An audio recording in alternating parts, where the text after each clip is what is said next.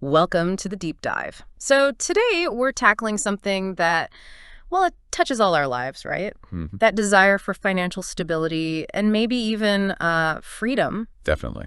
And how often do you feel like the usual advice, go to school, get a good job, it just doesn't quite get you there, financially, I mean. Yeah, it can feel pretty limiting. Sometimes even like the opposite of what you should be doing. Exactly, which is why we're doing a deep dive today into a book that really shook things up.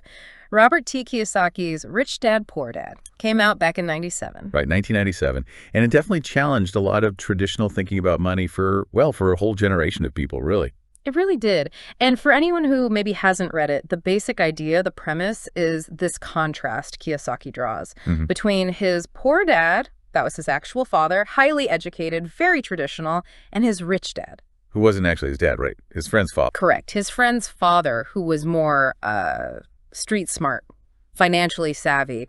And the book's goal is basically to show you how the rich think and act differently about money compared to the poor and middle class. Yeah, fundamentally differently. So our mission here today is really to pull out the key ideas, those, nuggets of knowledge, maybe some surprising insights from this book. We want to help you understand Kiyosaki's perspective on what he thinks is truly important if you want to make a real financial transformation. Exactly. So let's unpack it. Let's jump right in. So Kiyosaki's upbringing, being shaped by these two really different father figures, that really sets the whole stage, doesn't it? Absolutely. It's the foundation. It's just fascinating how their completely opposing views on money created the groundwork for his whole philosophy later on.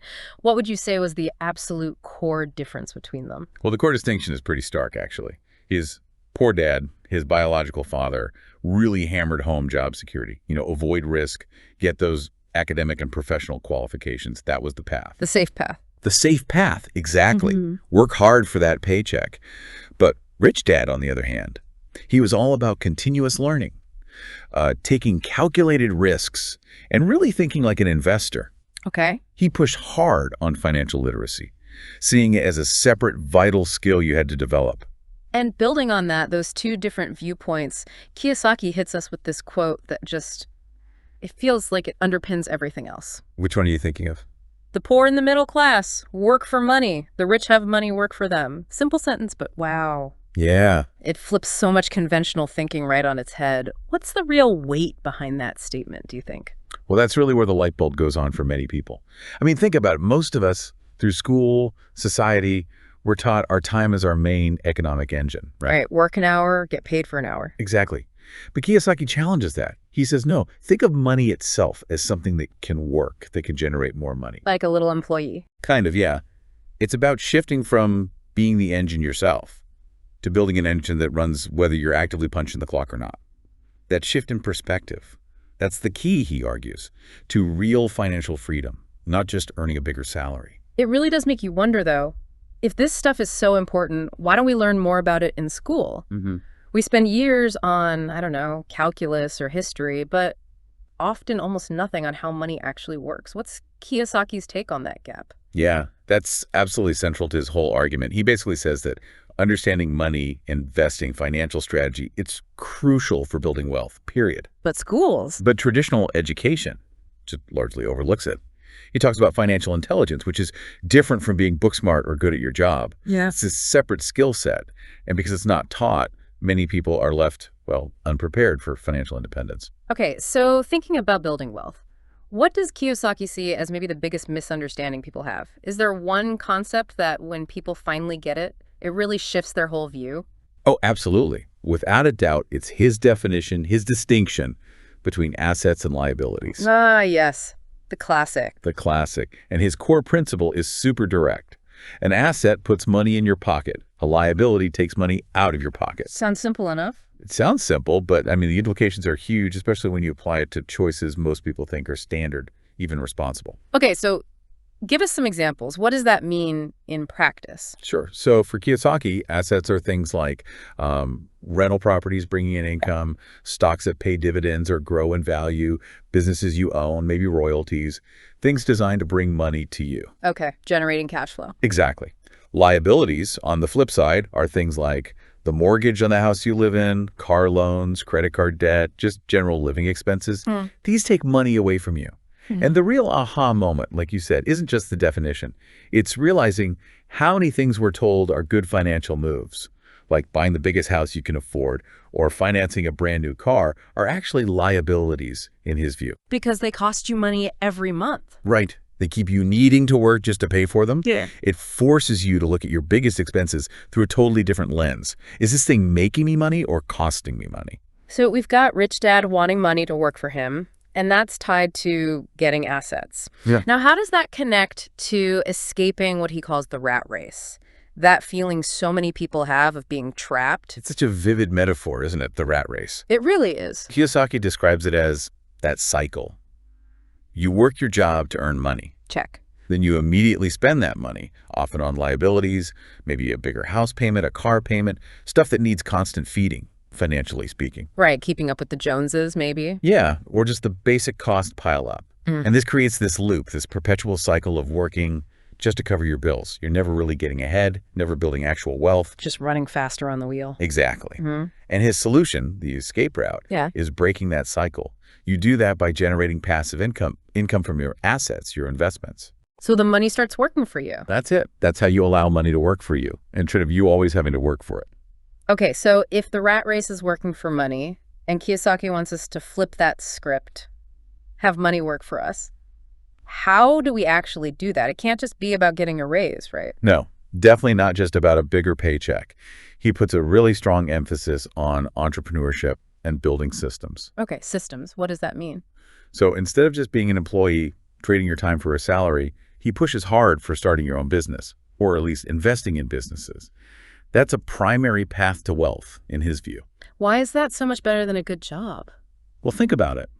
As an employee, your income is usually capped, right? And it's directly tied to the hours you put in. Makes sense. The rich, he argues, focus on building systems, things like a successful company or maybe a portfolio of rental properties. These are things that generate income even when you're not directly actively involved every single minute. Like building a money-making machine. Exactly. You build a machine. Yeah. You don't have to be the machine constantly operating it just to get paid. It's becoming really clear that for Kiyosaki, this isn't just about math or spreadsheets. It seems like it's fundamentally about your beliefs, your whole mindset around money. Oh, absolutely critical. That's a point he comes back to again and again. The book is constantly showing that contrast in thinking. Between the two dads. Right. Pour down. Yeah. Always focused on job security, avoiding risk, driven by maybe a fear of not having enough. Yeah, scarcity thinking. Scarcity thinking. Yeah. Rich dad, though, always pushing for learning, taking calculated risks, thinking like an investor, seeing opportunities where poor dad saw danger. So it's not just knowing this stuff. No, it's about truly internalizing it. Yeah. Like Kiyosaki talks a lot about the fear of losing money. That's a huge mental block for people. Definitely. Rich dad apparently called losses tuition. You paid to learn something. So how do you start to reframe that fear? See it as a learning opportunity like Kiyosaki suggests. That fundamental shift in how you think about money. Your beliefs, your attitude, that's what he believes is the absolute key. Without changing the mindset, the actions just won't follow or they won't stick. Okay, so if that mindset shift is step 1 or maybe step 0, how do we actually put this into practice? What are the concrete, actionable things Kiyosaki says we should do to get money working for us, and what stops people? Well, the core principle never wavers. Don't work for money, make money work for you. But for actionable steps, he suggests a few things. First, invest in yourself. Constantly learn. Study money, study investing, develop new skills. Pay yourself first in terms of knowledge. Exactly. Second, start investing. Right. And do it early and consistently. Don't wait. Third, you need to actively look for opportunities where your money can generate more money, compound growth. Like what kinds of opportunities? Could be income-producing real estate, dividend-paying stocks, starting a small side business, maybe even creating intellectual property. Things work for you. Okay. And the barriers? Yeah. What holds people back? He identifies a couple of big ones. Fear, as we mentioned. Fear of losing money stops so many people before they even start investing. Analysis paralysis. Totally. Yeah. And the other one that he mentions is, frankly, laziness. People just don't want to put in the effort to learn about finance or manage their money actively. It seems easier to just ignore it. Ouch. But probably true for many. And for the rich, Kiyosaki says, failure isn't the end. It's part of the process. They're seen as, stepping stones, lessons learned. part of that tuition for getting financially smarter. That's a powerful way to look at setbacks. But he also has some advice about careers that feels kind of backward at first glance, doesn't it? It's not just about chasing the highest salary. That's right. It's definitely counterintuitive to the poor dad way of thinking. Kiyosaki actually advises seeking jobs that help you develop valuable skills, even if the paycheck isn't the biggest one right away. What kind of skill? He highlights things like sales, marketing, understanding investing, even leadership or negotiation. He argues that having a broad range of practical skills opens up way more opportunities in the long run than just having one specialized high-paying job. So it's about building your own capability. Exactly. And that ties into his definition of financial intelligence. He sees it as this combination of skills. You need some accounting knowledge, investing savvy, an understanding of markets, and even some basics of law like contracts and corporate structures. Wow, okay, so it's about being financially well-rounded. Yeah, not just being an expert in one narrow professional field, but having a broader financial toolkit. Okay, this has been fantastic. Let's try and bring all these insights together now. Can we quickly summarize those core differences again? The poor dad versus rich dad thinking. It really lays out the two paths. Yeah, absolutely. It really boils down to a pretty stark contrast across the board. Okay. Belief. Poor dad said, go to school, get a secure job. Rich dad said, learn to make money work for you. Attitude. Poor dad was security focused, maybe driven by fear. Rich dad was opportunity focused, always looking to learn from challenges. Spending habits. Spending. Poor dad bought liabilities, often thinking they were assets. Rich dad focused on acquiring true income-producing assets. What about risk? View on risk. Poor dad's advice was basically avoid it. Rich dad said you need to learn to manage it, even embrace calculated risk as part of learning and growing. How they saw money itself. View on money. For poor dad, it felt like a tool mainly just to pay the bills. For rich dad, it was a tool to build more wealth, a seed to grow. And their overall strategy. Financial strategy. Poor dad's approach was often earn, spend, direct, save whatever's left over, if anything. Rich dad flipped it. Earn, save, invest first, then spend what's left. That's a huge difference. It is. And Kiyosaki's final point is always that just knowing this stuff isn't enough. It takes action. Informed, sometimes bold action, based on that financial understanding you've built up. Wow, okay. What a deep dive that was.